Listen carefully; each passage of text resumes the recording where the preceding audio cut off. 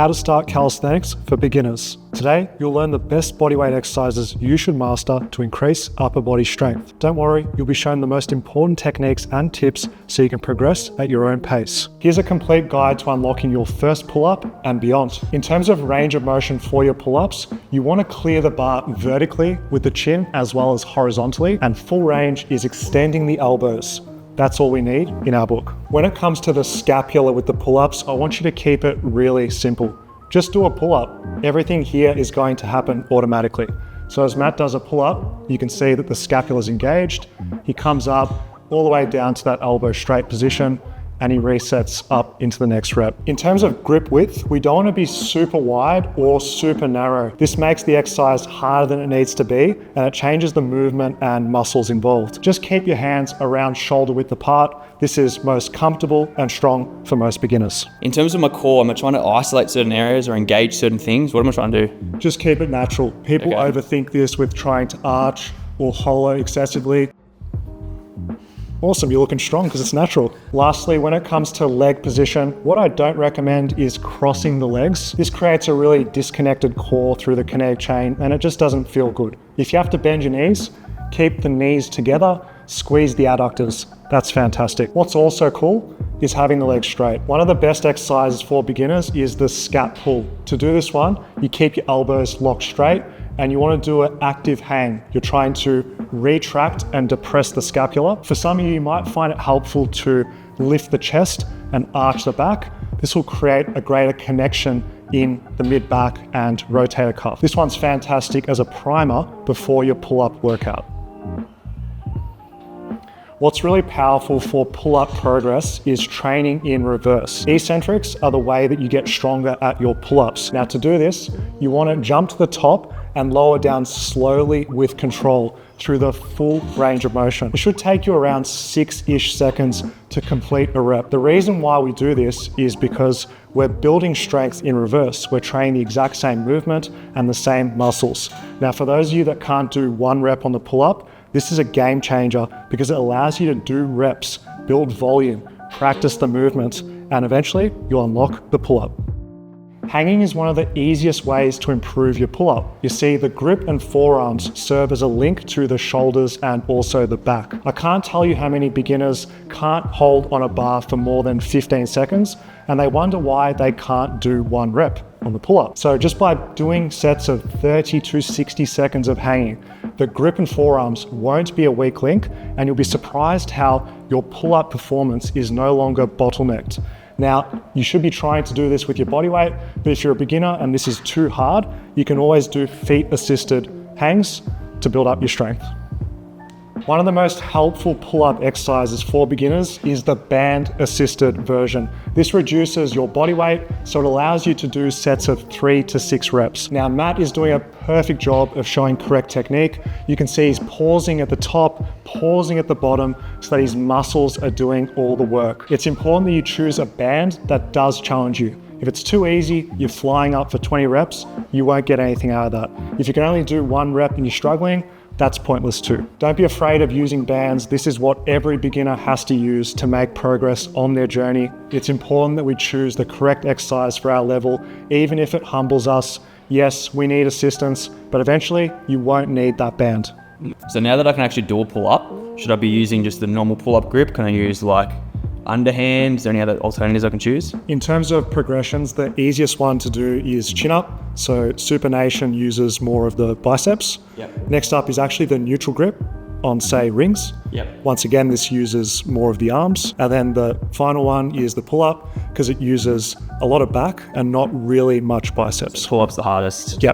With pull-ups, there's 3 main benefits. You're going to increase muscle mass in the back, biceps, and shoulders. You'll also increase your vertical pulling strength for things like muscle ups later on. And the pull-up is just fun because there's so many variations to keep you challenged for life. So in terms of like total reps that I can do, what should I be aiming for per set? 10 reps, full range of motion is an awesome beginner goal. This is going to build good muscle mass and strength in your back, and it serves you well for weighted calisthenics later on. Awesome, love it. Beginners who do inverted rows progress faster at pull-ups than those who don't. Let's break down the inverted row. First of all, with your posture, we want to squeeze our abs as well as our glutes, that nice plank posture throughout. Next up, with your elbows, flared like that, it's still a row, but that's targeting more of the rear delts. To get the benefits in your back, such as your lats, you want to tuck the elbows into the sides. With range of motion, trying to pull back as far as you can. Every rep is great. As you get tired, you're going to only reach the sides, and then to fully exhaust your muscles, do some stretched partials. Just a few reps to completely take yourself towards failure. To get the most from your inverted rows, I want you to stretch and squeeze your shoulders, retracting and protracting as you row. Coming in, squeezing, spreading. This stretches the muscles in your back, gets a really good contraction at the top, and it gives you the best of both muscle and strength. What's unique about the rings is the rotational capacity. You can do a pronated grip, you can do a supinated grip, but best of all, you can do a neutral grip because this targets different muscles in your forearm as well as the middle bicep. Beginners should start with the incline row because this reduces your body weight. As you get stronger, walk your feet further towards horizontal. This increases the challenge going through your back. Eventually working your way towards horizontal with the knees bent at 90 degrees is a great progression. This gives you a lot of stability, gives you a nice rigid torso, and it increases the difficulty going through your back. You're looking pretty strong there, so we're going to make this harder by elevating your feet, body at horizontal. And just a tip here, if you're training by yourself, putting a weight plate or a dumbbell here gives you some more stability so you're not sliding around. Or if you've got a training partner, a nice foot and some encouragement goes a long way. Three main benefits of inverted rows. It's one of the best ways to improve your pull-up, greatest exercise for that. It actually is an awesome way to strengthen your lats thanks to that tucked elbow grip. And it's surprisingly good for biceps. After a high rep set of these, you'll get a massive pump in those arms. What rep range should we be aiming for each of the progressions? I'd be going for one that challenges you for around 10 to 15 reps. Yeah. This is the sweet spot of difficulty where you're getting a good mix of muscle and strength, and it's enough of a difficulty to challenge you where you can do enough volume. Yeah, and then work through those progressions. 100%. So if you start at incline, it's too easy, 15 reps. You work your way towards horizontal, rinse and repeat. Yeah, awesome. The push-up is the most popular bodyweight exercise of all time that's going to transform your body. The most common push-up mistake is flaring the elbows and having the hands too wide. This tends to beat up the shoulder joints and can cause tendon pain. Instead, you want to have a shoulder width hand placement and tuck the elbows because this feels better and it translates to other calisthenics exercises. With our posture, we want a plank position. Squeeze the abs, squeeze the glutes, and keep that rigid position during push-ups. Range of motion is simple. Chest touching the floor and elbows straight every single time. Concerning your shoulders, we don't want to keep them glued together like this. Instead, let them squeeze together and spread apart naturally during your push-ups. As far as progressions, the incline push-up is your best bet because you're pressing less of your body weight and you're able to do more reps and build your strength in all of those push-up muscles. After working on your incline push-ups, gradually going closer towards the floor is the end stage. With these bad boys, you're pressing around 69% of your body weight, so it's a great strength builder for your chest. Moving on to the deficit push-up, this increases the challenge because of the greater range of motion. There's more stretch, so it's better for hypertrophy and building muscle mass, and you're also strengthening that deeper push-up range to make yourself a bodyweight beast. With push-ups, there's three main benefits. Number one, progression. You can take this to the next level with things like archer push-ups on a single arm, or even weighted push-ups as you get further in your journey. There's also anywhere, anytime option for this. You can do it at home or while traveling, making it very versatile. Number three, the push-up, it's the bench press equivalent of the gym. So what's a good rep count goal I should be aiming for? As a beginner, 10 to 20 reps, full range of motion, puts you in a good place. I'd really try and get anywhere from 20 to 40 reps. Then you can start playing around with harder variations or adding weight to your push-up. Yep. Learn how to master calisthenics from beginner to advanced level. Shop FitnessFAQs workout programs and transform today. Dips are the best pushing exercise for long-term progress from beginner to advanced. With your dips, I want you to set your shoulder position at the top. Do this by depressing your shoulders away from your ears. This is going to center your humerus within the scapula, putting you in a strong position to display your maximum effort. It also reduces pain and injury risk. With range of motion on dips, you're trying to get your rear delt below your elbow, around 90 degrees. We're doing this as a minimum standard to set consistency. If you're able to go deeper, that's fantastic, but only do this if you're strong enough and have enough shoulder mobility. What's cool about the dip is you can change your posture to target different muscles. If your goal is to hit the chest, you want to use a hollow body, forward lean technique. This really puts all the tension on that anterior delt as well as the chest. If you want to target your triceps, an upright posture is going to stretch this area more so.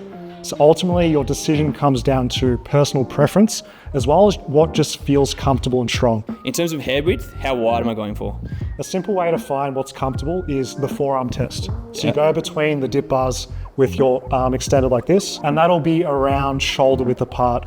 And it's a good starting point for you to make adjustments. Yeah. It depends on what equipment you got available. You don't always have the luxury of changing the width. Yeah. And this ultimately comes down to you fixing your form. Maybe going slower, using a pause at the bottom makes the dip comfortable. But you'll notice here we've got V-bars. Another option that you can do is face the other way. This exactly too large for the dip bars. Yeah, true. This allows you to externally rotate the shoulders. Maybe hit the chest a bit more. And it might feel like a more comfortable grip. Yeah, okay, nice. The most important technique tip for dips is to control your body. By doing this, everything else takes care of itself with your posture, and you'll feel stronger and the dip will feel so much easier. As opposed to flopping around everywhere, inconsistency, it's way harder than it needs to be. So save yourself the trouble. A progression before your bodyweight dip is the bench dip. By having your feet on the ground, it reduces some of your body weight, but the beauty of this is we're doing the dip pattern. We're getting shoulder extension, we're stretching the chest, we're extending our arms. We're training all of the same muscles and a very similar movement. The band dip is your gateway as a beginner to unlocking the bodyweight dip. In terms of setting up for this, you want to keep your hands on the band. The first option we have is kneeling. It's a great way to get an even amount of assistance. But if you're looking for a little bit more, you can stand on top of the band.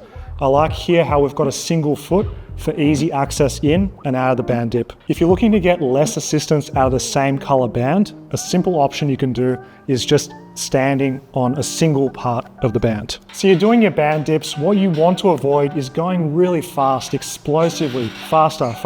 This is not good. You're getting the recoil of the band, the rig's shaking. You're not getting anything out of your muscles. Instead, slow it down, pause, build that strength through the full range. Dip eccentrics are a great way to bridge the gap between band dips and unlocking your first bodyweight dip.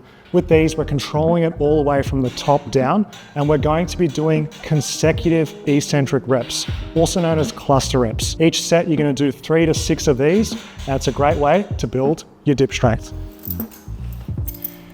How many bodyweight dips can you do? I'll do about 8 or 9 maybe on a good day. I think you should hold off on the weighted calisthenics first. Oh, you reckon? Try and do 20 bodyweight dips as a beginner goal first. All right. Because this prerequisite gives you the base foundation to be able to do the weighted calisthenics. Yep. If you rush into this too soon, you'll plateau, have slow progress, and be frustrated. You've got to master the bodyweight dip first. And probably get injured too. Yeah. Yeah. We don't want that. No, we don't. We want you healthy and happy as a calisthenics beginner. That's very true. The dip is an awesome exercise for developing muscle mass in your chest, shoulders, and triceps. It also improves your shoulder mobility because you're working through that shoulder extension range. And it also builds transferable strength for any calisthenics exercise you're looking to master. The Pike Push-Up is the king of overhead pressing in the world of calisthenics. Here's how to perfect your Pike Push-Up. You want to walk your hands as close as you can towards the feet. If your hamstrings are feeling tight, you can bend your knees a little bit. That's completely fine. With your hands, bring them in closer together around shoulder width, and you're going to tuck your elbows. When doing Pike push-ups, you want to lean forward, creating a tripod shape between your head and hands. You'll notice Matt is doing a good job of simultaneously overhead pressing, extending his elbows and opening his shoulders at the same time. A common mistake is turning this into an incline press. You can see how the movement is broken down into 2 We want to avoid that. We can tell these are perfect pike push-ups based on the elbow. You can see it's vertical. The shoulders are being loaded. It's tough. A common beginner mistake is they shift the weight backwards. A posterior elbow, no good. To prevent cheating, put your feet against the wall. This forces you to lean forward during your pike push-ups and load your shoulders. To start your pike push-ups, I recommend using a band. It reduces some of your body weight and allows you to get your reps in. To set up, you want to position it around your waist. You don't want to come too far forward because the assistance feels awkward, trash.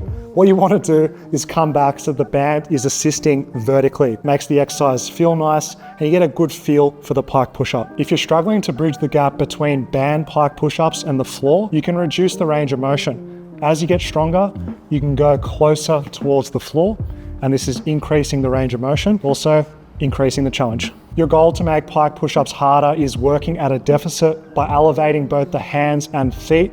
You can see that the shoulder has to go through more range of motion. This is turning into more of a traditional barbell or military press. So it's going to feel significantly harder, but also make you much stronger. So in terms of why we're doing this, like what are the benefits with the pike push-up?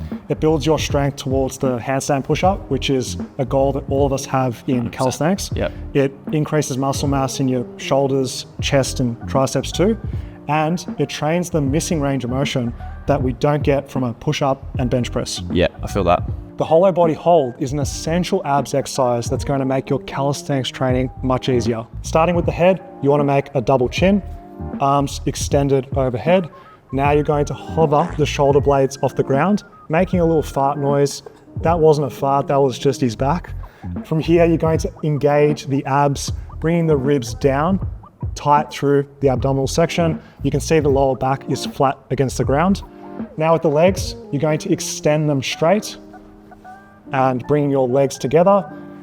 Lastly, breathing into the stomach. This increases intra-abdominal pressure and you're just going to suffer for time. Regressions for the hollow body hold, having the arms by your sides is easier. We're going to start in a tuck. Holding this for time is your starting point. You can then extend your legs to 45 degrees, a bit lower. You could hold something like that and progressing towards the ground, just hovering just a little bit off the ground, making sure that you're keeping everything engaged in that hollow body position. Next, increase the lever length by extending your arms overhead. Once again, going through those progressions. Tucked, 45, all the way towards the ground. All right, Daniel, how long should we be holding this for? 3 to 5 sets of 45 to 60 seconds is perfect for hollow body holds. How long can you hold it for? Probably about 1:30. So what now? Okay, this is where we introduce this bad boy. We're going to put it between your legs, distally. It's going to make a lightweight feel heavy and challenge your core in that 45 to 60 range. Yep. The sky's the limit with this. You can do 5, 10, yeah. So what's the point of suffering through hollow body holds? Well, it develops anterior core strength. It makes you better at preventing that banana back in movements like handstands. It also develops kinesthetic awareness, where your pelvis, where your spine is in space. You can see how this is important for any exercise, being able to control yourself to control the movement. Lastly, it improves your ability to breathe while under tension. That way you can stay tight without passing out during your training. Here's a sample routine using everything we learned today. When the rep range gets too easy, use a harder progression to continue seeing results on each exercise. Doing 3 upper body workouts is a good balance of stress and recovery. Your goal is long-term consistency after all. There you go, everyone. Cheers to Matt for being the calisthenics beginner from today. Pristine form right there. Did my best. That's goals, guys. You got to try and replicate what we're seeing today. If you want to keep learning, watch this video here to start getting into rings.